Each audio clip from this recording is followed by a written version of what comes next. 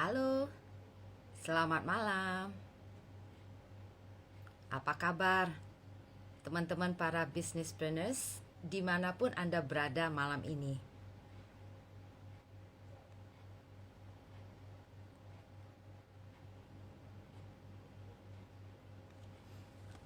Mudah-mudahan teman-teman semuanya malam ini dalam keadaan sehat dan terus semangat sambil menunggu pandemi ini segera berlalu dan teman-teman bisa dengan gencar membangun bisnisnya.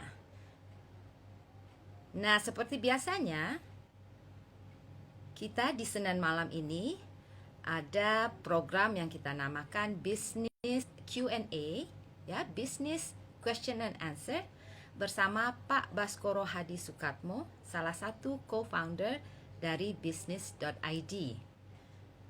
Bagi teman-teman yang baru bergabung malam ini, saya Ibu Ati, ya, dari tim business.id biasanya nanti akan memandu acara ini, dan teman-teman malam ini biasanya akan ada satu topik pembuka, ya, yang sudah dipilih, yang akan memulai, ya, memicu perbincangan, ngobrol-ngobrol seputar bisnis. Nah, business.id itu adalah sebuah platform pembelajaran bisnis di mana teman-teman bisa belajar di mana saja, kapan saja, dengan para ahlinya. Nah, kalau boleh, ini teman-teman dari mana saja nih bergabung malam ini? Suara saya cukup jelas nggak kedengarannya? Ada yang bisa kasih feedback tentang suaranya?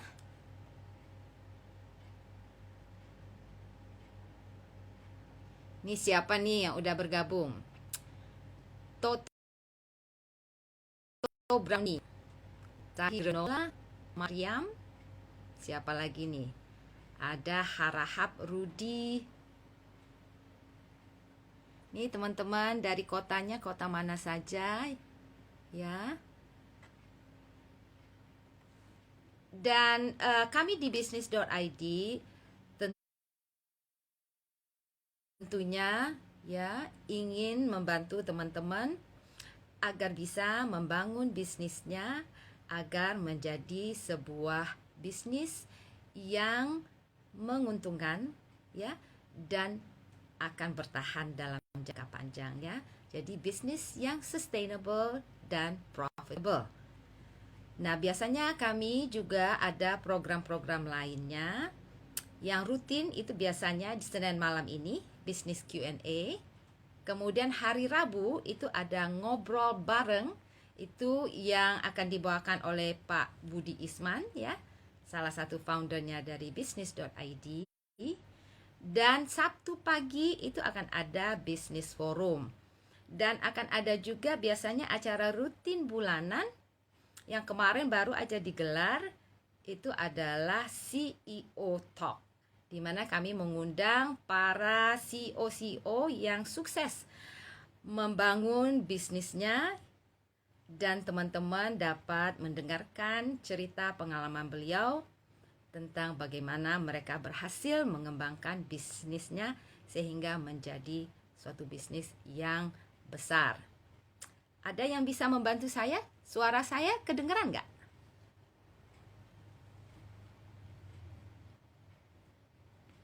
Ya, waving back. Halo. Ini siapa nih? Ini ada TomTom Store. Dari mana itu? Siapa lagi nih yang sudah gabung?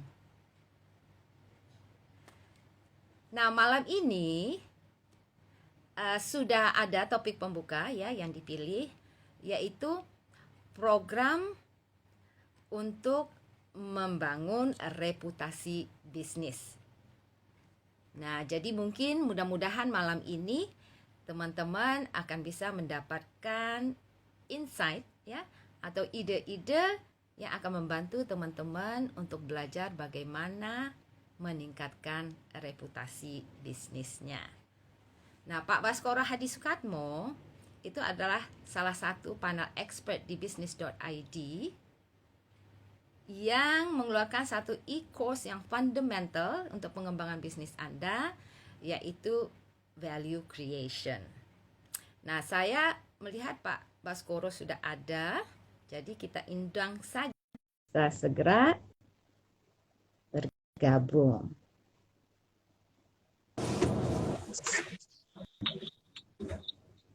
Halo. Halo, selamat malam Bu Ati. Selamat malam Pak Bas. Ini lagi di mana nih? Backgroundnya beda.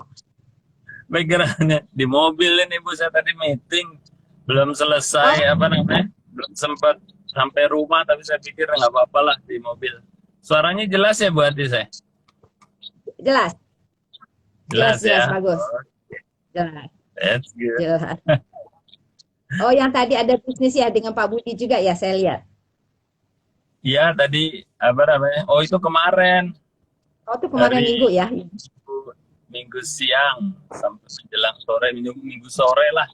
Ini tadi saya ada meeting lagi, terus pagi tadi dengan Pak Budi juga ada business advisory dengan Forest. Muazzin sama Hafiz tadi. Berlanjut. Sekarang ya, jadi teman-teman para businesspreneurs itu kita ini ya senang sekali karena Pak Baskoro di antara waktu-waktu beliau gitu ya yang sangat sibuk itu menyempatkan diri ini tetap secara rutin ya menggelar sesi Q&A untuk teman-teman nanti dapat bertanya tentang apa saja seputar bisnis yang minggu ini kali sudah banyak pertanyaan yang terpikirkan. Jadi topik malam ini ya itu adalah apa saja sih program ya yang bisa membangun reputasi dari suatu bisnis atau bisnis kita. Mungkin langsung aja ya Pak Bas karena sudah waktunya. Silakan Pak Bas. Boleh. Terima kasih Bu Ati. Nyapa dulu buat teman-teman. Assalamualaikum warahmatullahi wabarakatuh. Kita hari ini tanggal 20 September hari Senin. Moga-moga teman-teman semua dalam keadaan sehat walafiat, dan saya senang aja kita semua situasi pandeminya sudah menurun dan semoga kita bisa sama-sama mempertahankan ya situasi ini, berkontribusi tetap jaga jarak dan lain sebagainya. Jadi kita bisa beraktivitas sebagaimana mestinya ya, karena ujung-ujungnya yang akan mendapatkan manfaat buat kita semua kan. Jadi moga-moga kita terus jaga protokol kesehatan. Oke, jadi malam ini bisnis Q&A kita akan mengakomodasi, paling tidak akan saya coba jawab pertanyaan-pertanyaan seputar bisnis dari teman-teman sekalian. Ya, jangan lupa untuk login secepatnya yang pertanyaannya. Dan seperti biasa ada topik pembuka. Topik pembukanya adalah program apa saja sih yang bisa membangun reputasi bisnis ya. Ini lanjutan dan mungkin juga bagian dari bahasan live IG saya semalam yang topiknya adalah role of business reputation in value creation ya. Oke. Nah, jadi kalau kita specifically bicara soal program-program apa saja, semalam saya bahas bahwa intinya kalau kita bicara soal membangun reputasi bisnis, itu adalah tujuannya yang utama adalah membentuk opini dari publik, ya, membentuk opini dari publik. Dan biasanya dari situ yang dicapai adalah suatu hal yang bersifat membangun kredibilitas dan legitimasi. Nah, ini kan suatu hal yang sifatnya lebih besar dari purpose sebuah perusahaan. Kalau kita bicara soal value creation, bedanya aja buat teman-teman yang selama ini kita bahas, value creation itu kan membentuk persepsi. Jadi yang sangat rajin ngikutin yang namanya value creation itu itu biasanya udah paham lah.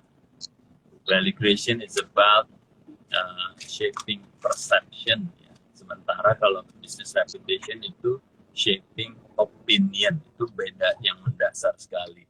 Sedangkan kalau tujuannya tadi saya sampaikan, reputasi bisnis itu adalah untuk membentuk suatu kredibilitas dan legitimasi dari sebuah organisasi atau bisnis. Kalau value creation kan membentuk suatu uniqueness dan relevance dari target marketnya. Oke? Nah, jadi secara mendasar, fundamental itu perlu dipahami dulu. Oke, kembali ke business reputation. Nah, dalam kita membentuk suatu business reputation itu, program-program apa yang bisa membentuk itu? Ada 3 yang paling tidak sering dilakukan, yang menjadi business best practice di dunia pembentukan opini. Oke? Nah, yang pertama adalah yang kita sebut itu adalah social cause, ya, atau tujuan sosial. Jadi agenda yang dibangun melalui program-program yang bersifat sosial. Ya. Lalu yang kedua adalah thought leadership. Thought leadership itu adalah pembentukan satu kepemimpinan dan pemikiran sesuatu hal yang biasanya baru, dan itu perlu ditularkan atau dikomunikasikan ke publik, ya, thought leadership. Topiknya apa aja sih thought leadership? Ya, contohnya waktu itu sustainability. Di awal-awal mungkin beberapa tahun yang lalu itu adalah hal yang baru. Ya, carbon footprint, ya kan? Kalau sekarang udah menjadi lumrah karena banyak perusahaan yang melakukan inisiatif seputar carbon footprint, ya, sustainability juga seperti itu. Jadi itu awalnya itu thought leadership, ya. Jadi hal yang baru yang impact-nya besar sekali terhadap publik. Nah, itu yang diketengahkan atau yang digerakkan oleh perusahaan-perusahaan atau organisasi. Oke, jadi yang kedua tadi thought leadership, yang ketiga itu adalah core values biasanya atau culture dari sebuah perusahaan yang ingin dimajukan ke depan. Ya, jadi ada 3 aja sebenarnya yang sering diterapkan dalam program social cause, ya. Yang kedua adalah thought leadership, dan yang ketiga yang berhubungan dengan core values atau culture. Oke. Nah, kemarin juga saya sampaikan contoh-contohnya sehingga teman-teman bisa menjadi lebih jelas apa sih itu program-programnya yang disebut 3 tadi. Nanti saya akan ulangi lagi biar teman-teman yang kemarin ikutan bisa jauh lebih paham dan lebih jelas, dan yang belum ikutan ya tentunya bisa lebih paham lah program-program ini. Tapi sebelum ke situ tentunya kan kita bertanya, ngapain sih kita membangun reputasi, ya, ngapain sih kita melakukan program-program ini? Ingat, tujuannya adalah membentuk opini. Tapi pertanyaan, ngapain harus dibentuk opini publik gitu kan? Nah, ya, kalau kita bicara soal reputasi, itu kan kita membangun kredibilitas dan legitimasi tadi sebagai sebuah organisasi. Dan itu nanti akan menambah value dari sebuah perusahaan. Ya, bisa dibayangkan kalau kita ambil contoh aja, kita membeli sebuah mungkin odol. Kalau ada 2 brand odol dari 2 perusahaan, yang satu menggembar-gemborkan bahwa dia menggunakan packagingnya yang ramah lingkungan. Yang satu, brand yang satunya lagi itu tidak punya program ramah lingkungan. Kira-kira dari sisi belum sampai value dari perusahaan tersebut, tapi value dari penawaran produknya aja sudah akan membedakan. Nilainya saya yakin sudah akan membedakan. Ya, atau mungkin yang satu tadi odol brand A, dia setiap kemasannya dia akan menyumbang Rp1.000 untuk pendidikan anak-anak miskin. Kalau yang brand keduanya tidak punya program tersebut. Itu saja kembali kita sudah bisa merasakan bahwa brand ini benar-benar punya kredibilitas, legitimasi atas sebuah niatan yang baik, sehingga tentunya nilainya akan lebih tinggi. Nah, kalau kita bicara soal nilai, kita juga pahami bahwa yang namanya nilai suatu produk atau jasa itu meningkat, tentu itu juga akan berdampak dengan kontribusi terhadap total dari nilai perusahaan itu, yang mana secara kapitalisasinya atau market capitalization itu nilainya juga akan meningkat. Oke, nah itu manfaatnya ya, yang kemarin saya sempat sampaikan. Terus yang manfaat kedua yang terpenting juga adalah tingkat competitiveness, market competitiveness, tingkat kemampuan untuk bersaing di pasar akan jauh lebih tinggi, gitu, karena dia punya value yang lebih kuat.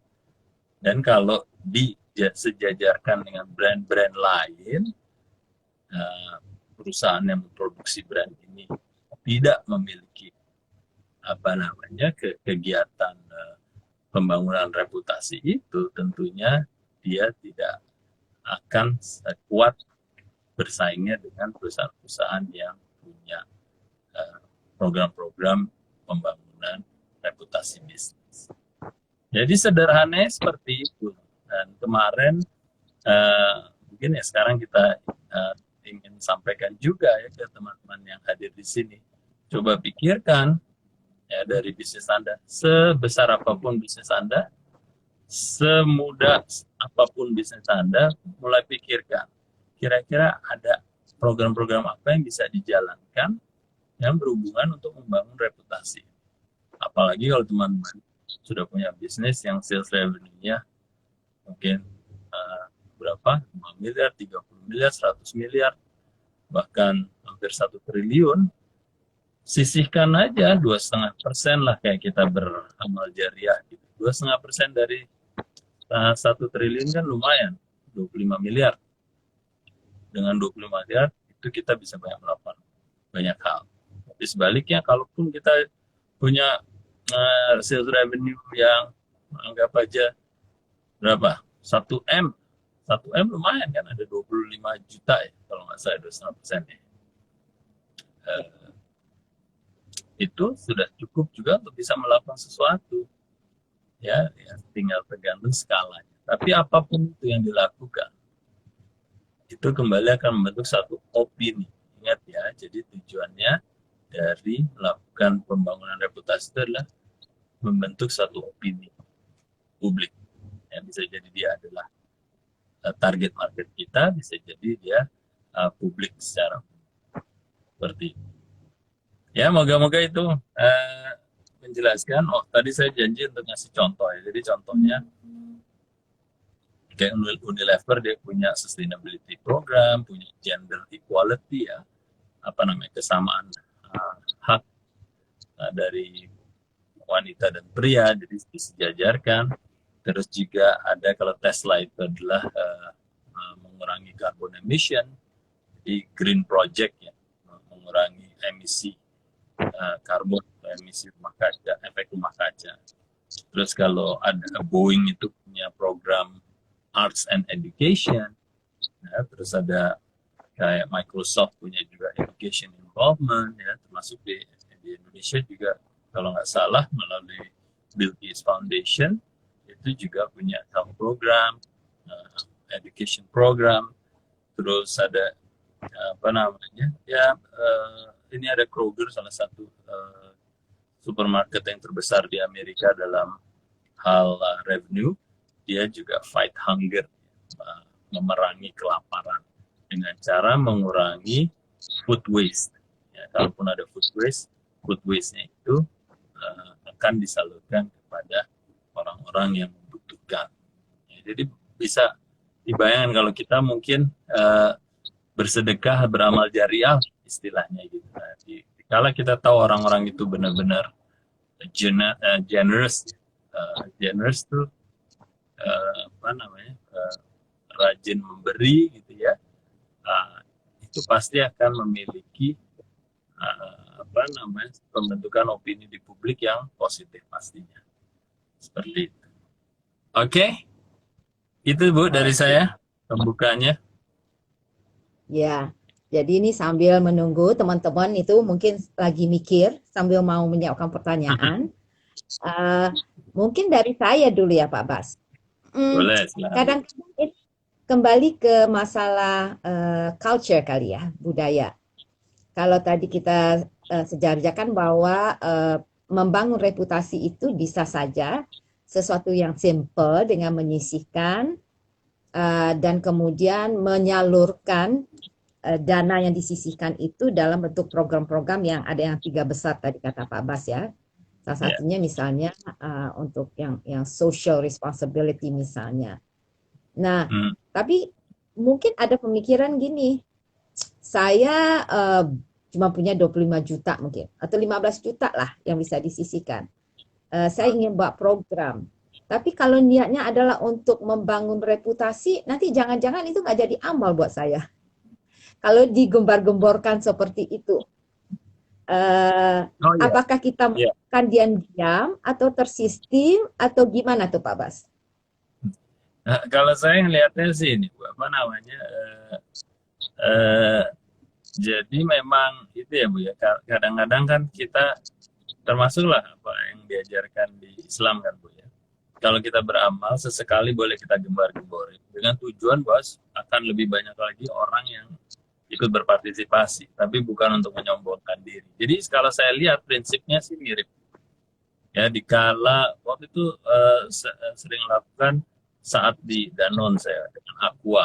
Ya, mungkin Bu Ati masih ingat program 110.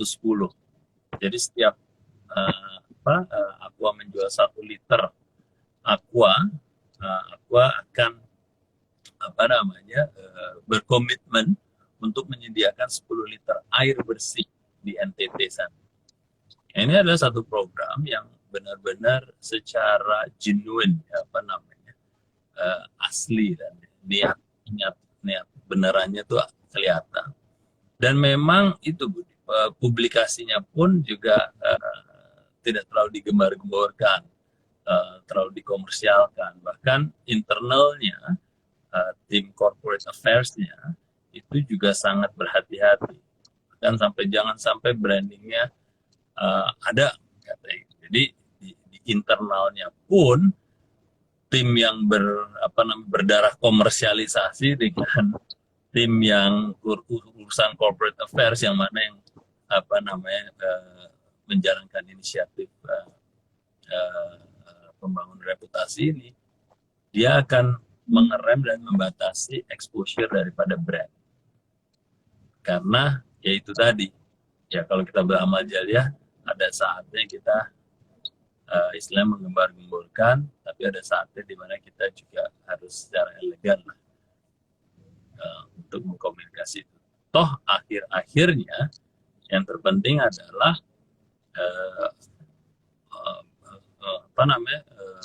cukup banyak yang tahu juga program itu. Kayak gitu. Ya betul. Kalau yang kita ngelihat, saya ngelihat itu yang kayak yang di warung-warung yang ada orang boleh beli sendiri, ngambil sendiri, bayar sendiri. Kalau mereka mau menyisihkan untuk untuk para staf yang di sana, itu juga mungkin salah satu bentuk program kali ya Pak ya, untuk membantu meneruskan. Itu yang sangat amat sederhana. Saya ngelihat itu ada di beberapa warung kopi, itu bisa begitu di masa pandemi ini. Iya benar, kadang-kadang ada juga kan Bu yang warung memberikan setiap hari Jumat 100 mangkok untuk bagi orang-orang yang tidak mampu. Jadi itu ya dipromosikannya supaya orang yang membutuhkan jadi tahu, atau target marketnya tanda kutip akhirnya tahu, ini loh setiap hari Jumat kesini ya, kita akan memberikan 100 mangkok gratis bakso umpamanya. Nah itu tadi, kalau 25 juta apakah itu besar atau kecil ya tergantung skalanya. Kalau 25 juta semua dijadiin mangkok bakso, itu kan satu bakso umpama dia modalnya 5.000 gitu umpama ya Bu ya, 5.000 25 juta berapa mangkok tuh Bu? Saya rasa bisa satu kecamatan atau wali kota bisa dapat semua tuh orang-orang yang membutuhkan, kan? Iya, iya, betul. Eh, jadi sekecil apapun teman-teman baru memulai bisnisnya, itu nggak ada salahnya juga mulai terbiasa Hmm, untuk merancang dan memikirkan program-program di mana bisnis kita bisa mulai membangun reputasinya. Nah, Pak, saya tadi mau nanya, sementara ini ada satu pertanyaan, tapi sebelum itu saya mau nanya, apakah program membangun reputasi ini, tadi kan kalau value itu kan diinikannya dengan brand ya. Kemudian kalau tadi reputasi kan ke bisnisnya, kata Pak Bas, yeah. Yes, yes. ini bisnis. Nah, apakah otomatis nanti kalau reputasinya bagus, itu value brand akan naik sehingga revenue-nya akan juga naik atau gimana tuh? Ada Ya, hubungan yang langsung begitu ya. nggak? Nah, itu ya pertanyaan bagus juga Bu Ati. Jadi, kalau kita bangun reputasi itu bisa dalam tingkat brand atau bisa dalam tingkat korporasinya, Bu. Ya, jadi kalau kita bicara soal kayak contoh tadi Danone Aqua. Danone Aqua, Aquanya melakukan itu. Berarti dia melakukan reputasinya untuk lebih ke arah brandnya. Ya, tapi ada juga kayak tadi Unilever, bukan Unilever dia multi brand. Ya kan ada Sunsilk, ada Lifebuoy, ada apa namanya Pepsodent dan seterusnya. Dia inisiatifnya di tingkat korporasi. Yang tadi saya bicara soal gender equality bersamaan gender dan juga sustainability itu diangkatnya di tingkat korporasi. Nah, apapun itu uh, akan meningkatkan value dari perusahaan itu secara keseluruhan, ya. Jadi kalau dia mulainya di skala brand, ya pertama-tama value dari penawaran brand itu atau produk itu akan meningkat. Nah, kalau value dari produk meningkat, value dari perusahaan tentunya juga meningkat. Nah, value perusahaan meningkat, market capitalization-nya, valuasinya juga akan meningkat. Gitu. Jadi itu akan berhubungan terus biasanya nilai-nilai itu. Gitu. Oke. Ya, baik. Terima kasih Pak Bas penjelasannya. Ini sudah ada satu pertanyaan nih yang ada Pak Bas. Saya bacakan aja ya. Ya, Dari Wijaya. Pak Bas, apakah program CSR ini harus sejalan dengan bisnis yang dijalankan? Saya punya mitra yang nilai bisnisnya bisa sampai 40 miliar per bulan. Tapi CSR yang dilakukan nggak sesuai dengan bentuk bisnisnya. Tiap bulan si owner membagikan ribuan paket sembako untuk warga sekitar di tempat usahanya. ya, ya. Tidak selamanya program CSR atau pembentukan reputasi ini harus sejalan. Kadang-kadang gini, dikala kita membangun suatu brand ya, ini Wijaya ya, Wijaya ya, biasanya itu atau kadang-kadang itu adalah program-program yang sifatnya lebih berhubungan dengan purpose dari perusahaan itu. Jadi lebih berhubungan dengan purpose dari perusahaan di atasnya. Nah, kalau itu yang terjadi, pasti tidak akan sejalan dengan brandnya, gitu. Tapi itu supplementing istilahnya. Ya contohnya kayak gender equality, itu kan bisa jadi tidak berhubungan langsung dengan brandnya, mau brandnya saat itu Blue Band atau Sunsilk umpamanya. Kan Sunsilk ya untuk wanita, tapi program gender equality itu kan untuk persamaan hak wanita dan pria. Ya gitu. Sustainability bisa jadi juga tidak terlalu berhubungan langsung, tapi ini lebih makro. Ya, jadi Wijaya tidak selamanya CSR itu harus align secara ketat ya dengan brand value-nya, ya value dari penawaran bisnisnya. Belum tentu. Kadang-kadang justru karena purpose-nya lebih besar dan purpose-nya itu juga tidak tercakup dalam brand yang dimiliki, dengan catatan dia mempunyai brand yang banyak ya.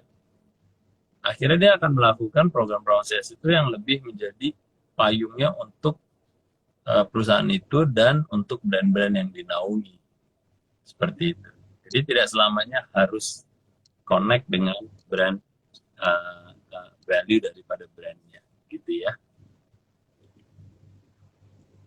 Oke, jadi mudah-mudahan Wijaya ya itu sudah terjawab ya, pertanyaannya. Ya, Ini teman-teman jangan lupa boleh juga bertanya tentang hal lain ya, tidak harus tentang topik yang pembuka yang kita angkat malam ini. Jadi silakan dituliskan di kolom ya pertanyaan untuk pertanyaan terkait dengan masalah bisnis Anda. ya, Nah, jadi kembali lagi ke mungkin teman-teman masih ada yang pada tahap baru ingin mengembangkan, ya sudah jualan, revenue sudah masuk, omsetnya sudah mulai banyak, mau scale up gitu ya Pak Bas. Nah, ya. untuk mereka yang kayak gini, apakah program yang seperti ini sebaiknya dari awal sudah dimasukkan ke bagian dari budgetingnya mereka atau bagaimana Pak? Atau sporadis aja tergantung revenue-nya dapatnya sebesar apa positifnya? Sebenarnya sama sih Bu. Sebenarnya itu kan sekali lagi untuk membentuk opini kan, kredibilitas dan legitimasi. Itu sama aja kalau kita beramal jariah, kan tidak menunggu kita kaya dulu atau mencapai satu titik tertentu baru kita beramal jariah. Kurang lebih kan gitu. Nah jadi kalau memang itu adalah refleksi dari pemilik perusahaannya, pemilik bisnisnya, atau manajemen dari bisnisnya itu punya niatan seperti itu, sebenarnya mereka nggak akan nunggu sampai titik tertentu baru akan melakukan program-program yang sifatnya sosial ini gitu. Tapi ya mungkin kalau dilihat pada kenyataannya seperti itu, kadang-kadang ya nggak bedanya kayak manusia juga, aku makannya susah mau bersedekah, padahal apa aja cuma 100.000 ya, toh yang dikeluarkan cuma 2.500 rupiah gitu kan, padahal dia ngerokok terus gitu kan, satu pak sehari umpamanya. Jadi kan aneh aja. Tapi kalau ditanya seperti itu sebaiknya seperti apa ya, justru saya kembalikan, kalau memang ada komitmen itu tidak nunggu. Jadi secara alami, natural ya itu akan tetap sudah akan dilakukan dalam skala bisnis apapun. Betul. Ya, jadi teman-teman mengingatkan aja, sama seperti teman-teman sebetulnya membangun value itu sudah dilakukan ya Pak Bas.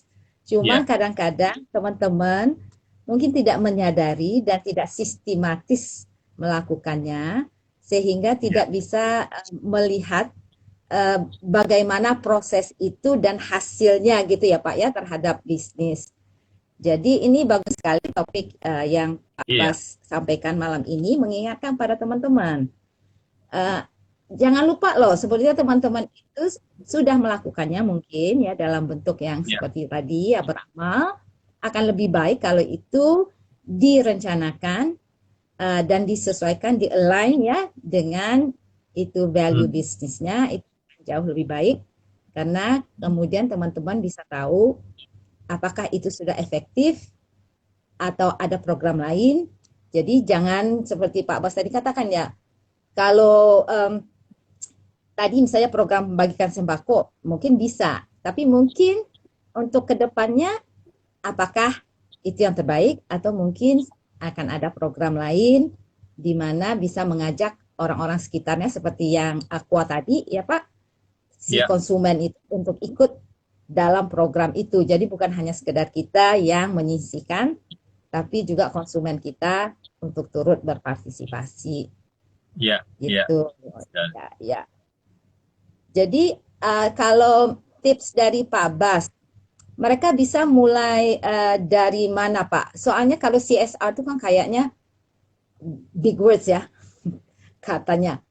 Eh, tapi kalau yang sangat sederhana, tadi nyisikan 2,5%, dibuat itu programnya seperti apa? Apakah itu tahunan atau bulanan atau seperti apa, Pak? Ya itu kembali lagi Bu. Kadang-kadang kan kita ingin supaya skalanya atau impact-nya lebih terasa, kadang-kadang dikumpulin. Kayak contohnya waktu Aqua itu pengalaman saya itu program 3 bulan. Jadi dalam setahun dilakukan untuk masa 3 bulan. Nah, itu pilihan sih. Ya, jadi apakah kita melakukan bulan per bulan, ya dari budget setahun di 1/12 kan dilakukan setiap bulan, atau dikumpulkan 12 bulan tapi melakukannya hanya 3 bulan. Toh sama aja. Yang terpentingan itu apa namanya impact yang kita ingin hasilkan seberapa. Di sebulan itu kita hanya menghadirkan 100 kepada 100 orang, lebih baik mungkin dikumpulin 1.200 tahun dipecah menjadi 3 bulan, berarti sebulannya menjadi 400 itu kan jadi akan lebih impact, lebih terasa kan impactnya kan. Kembali itu sebuah pilihan sih Bu, buat saya. Pilihan. Ya, betul. Nah, kemudian saya ngelihat kalau di perusahaan-perusahaan yang sudah besar itu ya Pak Bas, Ya, mereka kadang-kadang punya program itu, tetapi yang mengeknya bukan mereka. Karena kalau mereka yang langsung mengeksekusi, mungkin diperlukan satu unit ya yang turun ke lapangan seperti itu.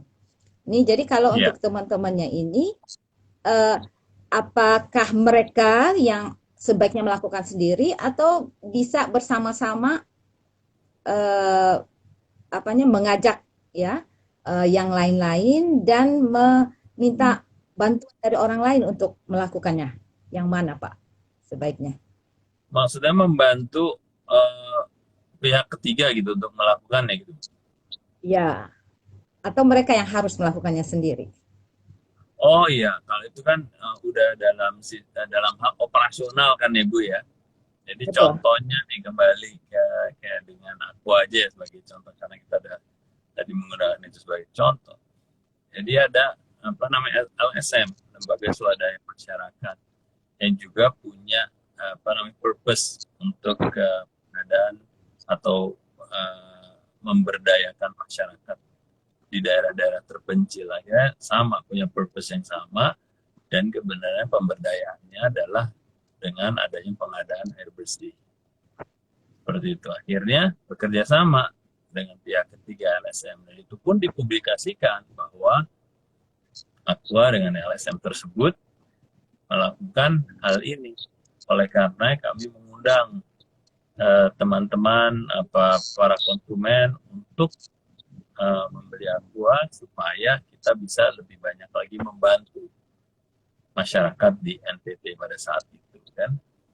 Nah, itu kan apa namanya publikasinya lebih mengajak bahwa ini loh apa namanya semakin banyak Anda berkontribusi, semakin kita bisa banyak membantu yang di NTT itu, dan yang melakukan dia bekerja sama dengan pihak ketiga, salah satunya LSM itu. Seperti itu. Jadi tergantung secara operasional dimungkinkan nggak sih untuk melakukan itu sendiri. Kalaupun tidak dimungkinkan ya kita cari partner kayak gitu. Betul. Karena saya ngelihat kadang-kadang banyak ya pebisnis di sini, saya mau menyisihkan dana, cuma saya nggak tahu, saya nggak punya orangnya. Jadi mungkin itu saran yang bagus ya Pak Pas, bisa melihat ke pihak lain yang memang punya program dan itu yang sama ya dengan yang ingin kita lakukan dan bekerja sama, dan mereka akan lebih bisa mempromosikan dan mengajak orang lebih banyak ya. Betul. Betul. Jadi sebetulnya nggak ada kendala ya teman-teman bahwa tidak melakukan program untuk meningkatkan reputasi ini. Apakah kalau sanggup dilakukan sendiri dipersilahkan, kalau enggak sebaiknya mungkin mencari tahu di luar sana, pasti banyak ya Iya, yang juga benar sekali. melakukan hal yang Karena itu serupa. tadi Bu, kalau seandainya niatnya besar sekali dan mungkin secara proporsi dari bisnis 2,5%-nya juga dianggap tidak terlalu besar. Jadi kalau kita bekerja sama dengan yang lainnya, bahwa perusahaan-perusahaan lainnya bisa, kalau partnernya 2, 3, bisa paling tidak 3 kali lipat. Ya kan? Itu kalau dengan asumsi 2,5% dari masing-masing revenue-nya. Tapi Ya, kalau dan revenue-nya sama, gitu. Bisa bayangkan kan kalau kita bekerja sama dengan perusahaan yang 10 kali lebih besar, 2,5%-nya itu udah pasti 10 kali lebih besar dari apa yang kita kontribusikan kan, kalau sama-sama 2,5%, lalu mereka revenue jauh lebih tinggi, akhirnya impact-nya juga jauh lebih besar. Benar betul sekali Bu, sekali. ya, banyak Ya, dilakukan seperti itu ya.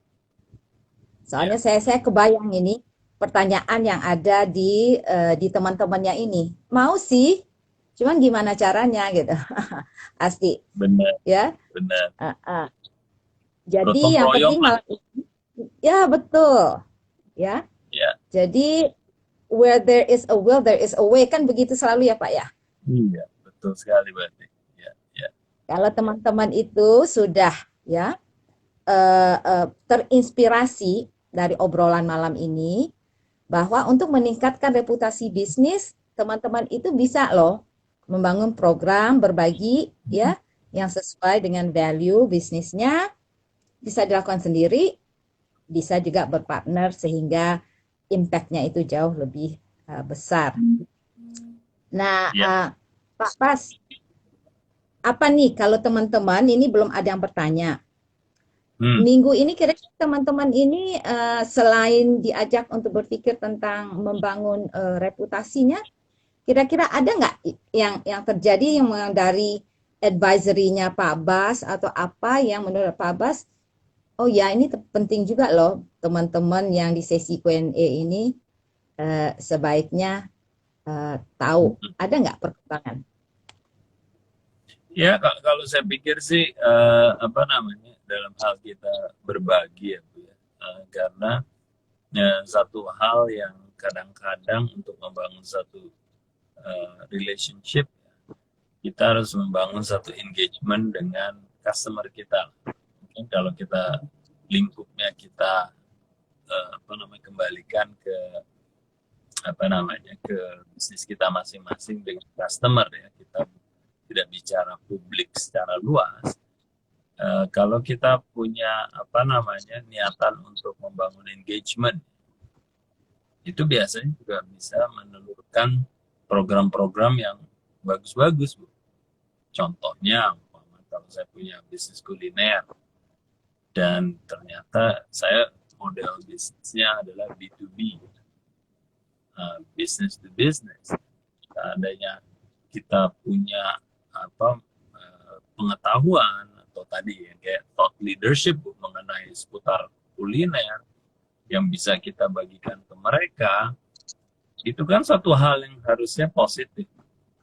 Ya, jadi kadang-kadang kita suka lupa bahwa ternyata kita punya aset yang kita tidak hargai sendiri, tapi ternyata kalau kita perhatikan itu akan memiliki nilai yang besar kalau kita bagi kepada orang lain.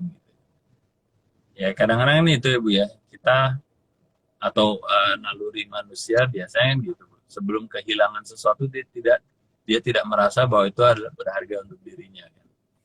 Nah, jadi kalau teman-teman apa namanya, berkaca diri bahwa sebenarnya apa sih aset-aset saya yang saya punya dan saya bisa share kepada orang lain tanpa harus membebankan biaya kepada mereka. Kadang-kadang itu banyak secara apa namanya, secara tidak sadar itu banyak loh. Kita bisa sharing apa dan kita nggak perlu bebankan biaya gitu. Nggak beda apa yang kita lakukan di bisnis ID ini kan, bahwa ternyata ada hal-hal yang kita bisa sharing ya, kayak malam ini ya dengan Hari Rabu pun, dan dengan Pak Budi dan bisnis forum setiap Sabtu, itu kan banyak hal-hal yang kita tidak perlu charge atau bebankan biaya kepada pemirsa, mereka mendapatkannya. ya harapan kita mereka mengapresiasi gitu dan akan merubah apa namanya mungkin mulai dari mindset, mulai dari keyakinan, kepercayaan diri masing-masing business operator yang akhirnya bisa apa namanya mendapatkan manfaat yang besar gitu. Jadi kalau kembali kepada contoh saya tadi, kuliner bisa jadi banyak hal-hal mengenai kuliner yang kita bisa tularkan ke mereka gitu ya. Kalau di bisnis fashion sama, di bisnis apa namanya kayak tadi membantu Forest ya dengan Pak Budi juga banyak hal-hal yang mereka bisa share kepada customer yang mereka, pelanggannya mereka ya, dari sisi edukasi, dari sisi konsultasi dan seterusnya. Ya, jadi kalau kayak gitu Pak mereka program yang mereka bisa bangun ini tidak harus selalu dalam bentuk menyisihkan uang, tapi bisa juga seperti yang Pak Bas barusan sampaikan ya Pak Bas. Iya, Mereka berbagi ilmu gitu ya, iya. membina ya dan seterusnya tanpa Benar. mengeluarkan biaya. Ya betul, Iya. betul sekali. Jadi kan itu jadi platformnya kan tadi itu bisa sosial ya, sosial kan selalu kita berorientasi pada bentuknya uang atau barang atau bahkan sembako tadi. Sebenarnya banyak yang bisa kita lakukan. Jadi kebutuhan mendasar pun kan nggak selamanya uang, tapi bisa pengetahuan kan, bisa ilmu. Nah, terus yang thought leadership tadi juga seperti itu. Kalau kita melihat sesuatu yang benar-benar apa ya namanya, kita lihatnya ada tren ke depan yang akan besar ya, kayak contoh tadi soal carbon footprint. Saya ingat itu sudah saya lakukan suatu, maksudnya pemahaman itu saat di tahun 2000, tahun 95 itu carbon footprint itu sudah digembar-gemborkan. Memang yang penggeraknya di awal-awal perusahaan-perusahaan besar gitu. Tapi itu akan menjadi biasa karena banyak yang melakukan hal tersebut gitu. Tapi pada saat di awal-awal itu namanya thought leadership. Jadi pemikiran-pemikiran terdepan saat itu yang dibuat satu bentuk sharing dan juga mengundang orang-orang untuk berpartisipasi gitu kan. Ya, itu kan besarannya. Terus juga soal culture, soal values tadi. Kan bisa juga soal kita harus mempromosikan apa namanya integritas, anti korupsi, anti menyogok. Praktis-praktis itu bisa kan sebenarnya. Dan di masa pandemi ini sebetulnya banyak sekali ya yang bisa dilakukan untuk membantu mempercepat pandeminya ini segera bisa diatasi. Kan gitu ya Pak Bas ya sebetulnya. Benar. Dan juga yang tadi Bu Ati sampaikan menarik sekali, kolaborasi, gotong royong. Era sekarang kan era gotong royong dan kolaborasi sangat dibutuhkan karena masing-masing juga memang tantangannya berat gitu ya menghadapi pandemi ini. Jadi untuk berbagi pun kalau bisa dilakukan dengan partner-partner lainnya, kenapa tidak? Gitu. Betul. Oke, Pak Bas, ini ada pertanyaan yang masuk nih Pak Bas. Dari Win Art. Berbagi sembako dengan menggunakan kantong sembako dengan brand kita. Apakah itu termasuk salah satu cara membangun reputasi bisnis kah, Pak Bas? Ya, saya rasa apa namanya sama gitu. Tapi kan kita juga bisa tahu bahwa sebenarnya mana sih yang genuine, mana sih yang masih berharap sisi balik komersialnya tinggi gitu kan. Jadi kalau kita membangun reputasi itu kan kepercayaannya, opini kan, opini dari seseorang. Gitu. Nah itu tadi kadang-kadang kita juga harus menyampaikannya seelegan mungkin. Jadi jangan disalah artikan bahwa ini cari publicity lah, publisitas gitu. Jadi menguntungkan apa namanya, menguntungkan perusahaan tersebut. Sewaktu saya melakukan membangun edukasi osteoporosis buat itu kami sampai mengontrol exposure dari brand itu. Tuh. Ngontrol tuh. Jadi bahkan saya waktu itu sama GM, saya bilang kalau perlu di meja-meja itu nggak perlu ada logo Anlin gitu. Karena kita nggak mau disalahartikan gitu. Dikala kita memang lagi bersedekah, ya udah, ya ada di situ ya supaya mereka tahu, oh ini inisiatifnya Anlin. Udah, itu aja. Tapi nggak perlu di apa namanya semuanya diplasterin gitu kan, logo-logo itu. Ya jadi jawaban ke itu ya boleh-boleh aja, tapi ya apa namanya sebaiknya tidak vulgar lah istilahnya, atau tidak overexposure. Kalau saya memikir sebaiknya gitu, harus dilakukan secara elegan. Nah, bedanya kita bersedekah kan kita nggak perlu gembar-gembor kan. Iya. Dan dalam nanti memilih kolaborasi itu juga teman-teman harus memilihlah partner yang values-nya itu sama dengan teman-teman. Karena saya ada cerita itu dari teman yang punya yayasan yang memang membantu ya penyaluran yang dana-dana CSR ini. Nah, tetapi kemudian ada yang juga mau ikut, tapi ingin itu kemudian ada membawa kru TV, media, kemudian spanduk sepanjang jalan seperti itu. Yang akhirnya nggak sejalan dengan misi kita. Lantas ada acara hiburan panggungnya gitu loh.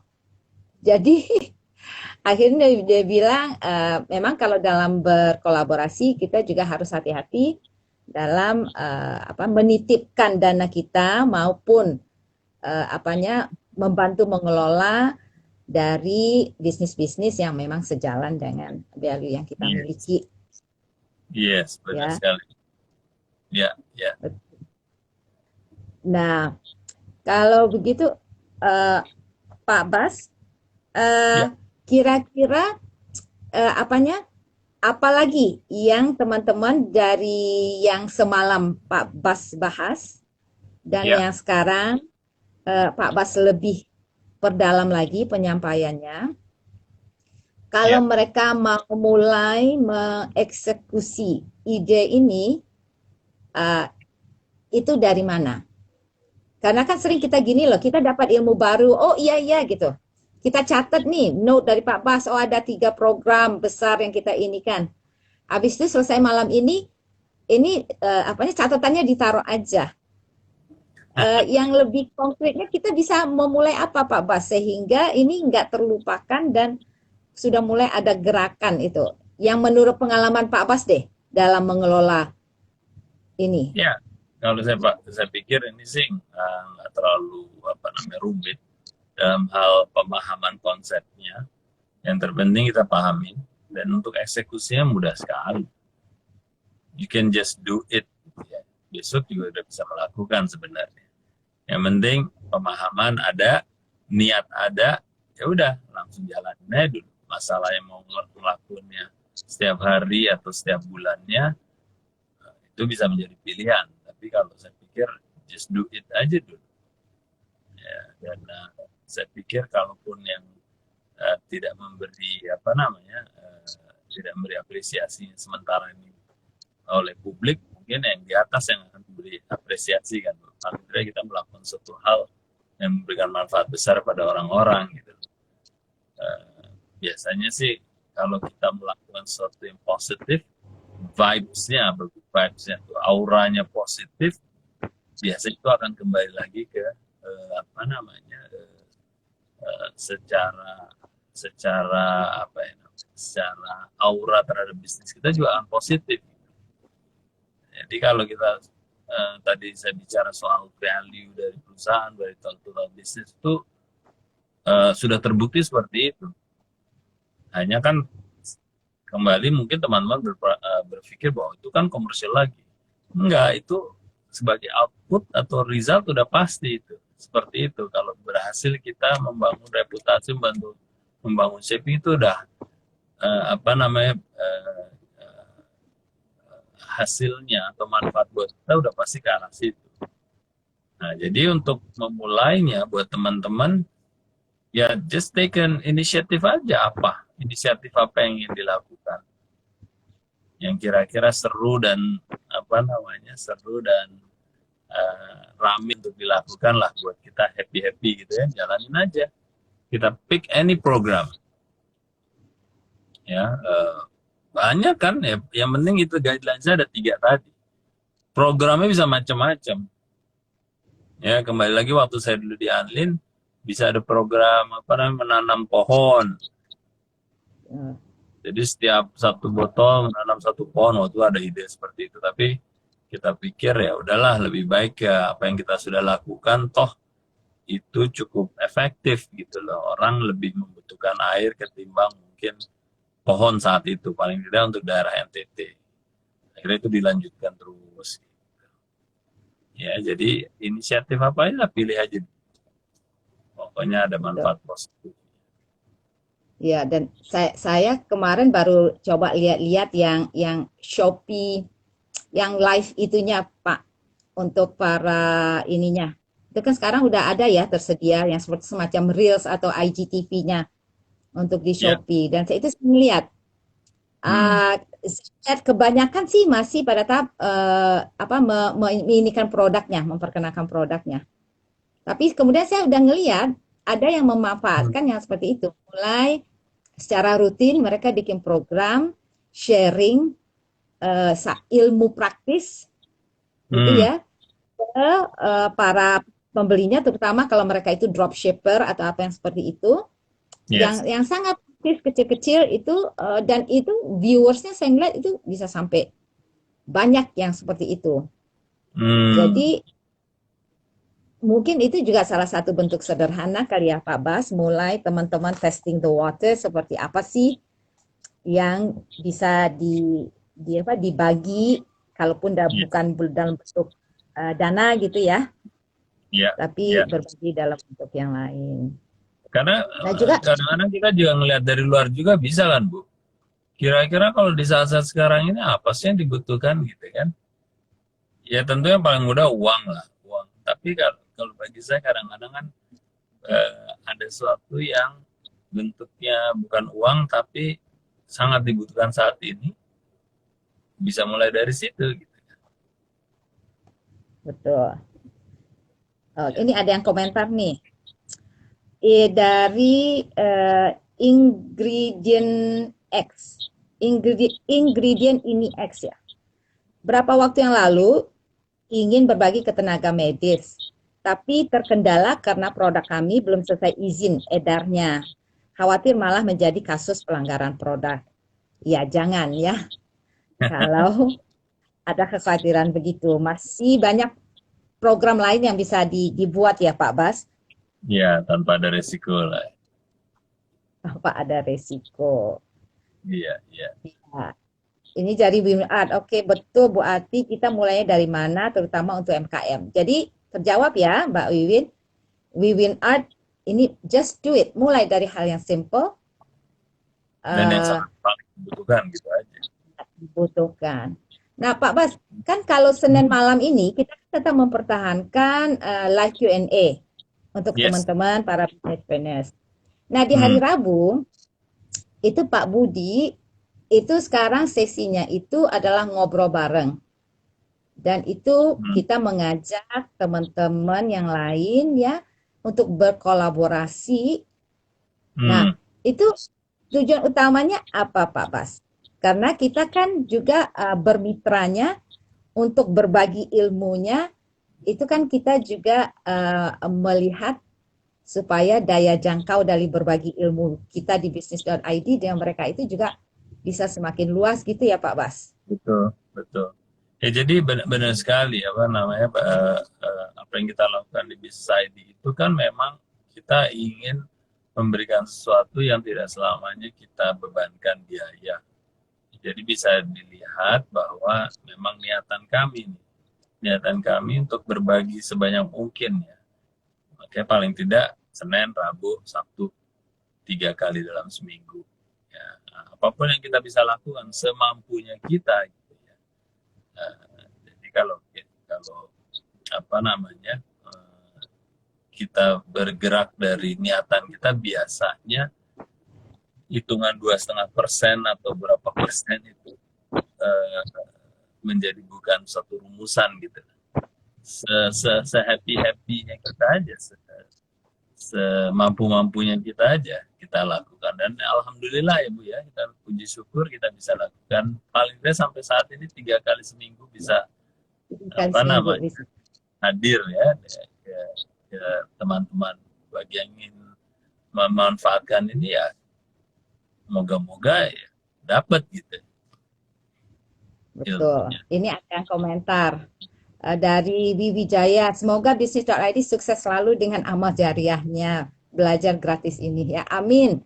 Ya, semoga doain bahwa kami di Bisnis ID ini masih terus bisa ketemu dengan teman-teman, berbagi ilmu seputar bisnis.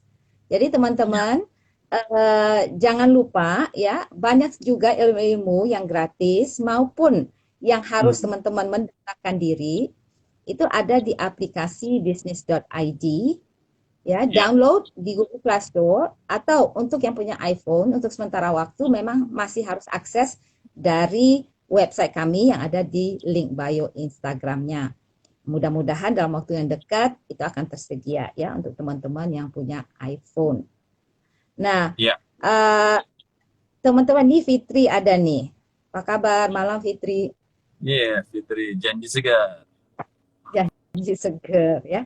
Bisnisnya semoga makin sukses ya. Teman-teman yang lain juga itu makin sukses.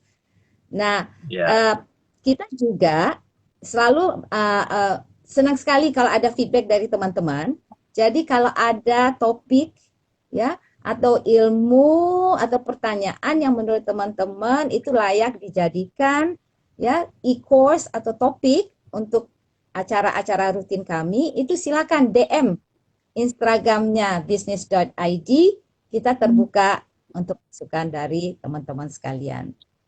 Ya. Oke. Jadi Pak Bas tinggal 2 menit lagi dari waktunya. Mungkin ada pesan atau kalimat terakhir dari Pak Bas untuk malam ini bagi teman-teman yang hadir malam. Ya, terima kasih Bu Ati. Jadi buat teman-teman, moga-moga malam ini sharingnya akan memberikan paling tidak masukan, ya, pertimbangan buat teman-teman sekalian. Jadi apa yang bisa dilakukan itu akan sangat, saya yakin akan sangat bermanfaat dan positif untuk bisnis teman-teman sekalian. Ada agenda yang perlu saya sampaikan di sini juga Bu ya, buat teman-teman. Kita ada workshop juga buat teman-teman ya. Kalau ini berbayar, maaf ya, ini bukan program CSR, tapi memang satu program berbayar. Hari Rabu Kamis besok ya, ada, kalau saya nggak salah, triple value-nya Pak Budi.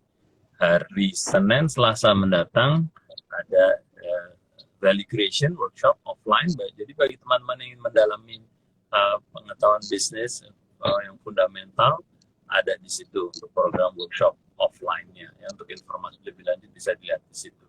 Tapi apapun itu, jadi tongkrongin terus bisnis.id untuk sharing-sharing bisnis yang bisa bermanfaat buat teman-teman. Itu aja dari saya, Bu Ati. Terima kasih teman-teman yang sudah hadir malam ini. Ya, terima kasih teman-teman. Ini juga bagi yang sudah terdaftar di value creation-nya Pak Bas, e-course-nya, itu nanti tolong lihat informasi mengenai jadwal mentoring untuk September ini, ya. Oke, terima kasih Pak Bas sudah menyempatkan diri. Ini parkir dulu sebentar, ya. Selamat sampai di Jakarta, nanti di rumah. Bagi teman-teman lainnya yang hadir, terima kasih ya sudah menyempatkan diri. Saya dan Pak Baskoro pamit undur diri. Selamat malam, selamat istirahat. Malam, assalamualaikum. Assalamualaikum warahmatullahi wabarakatuh.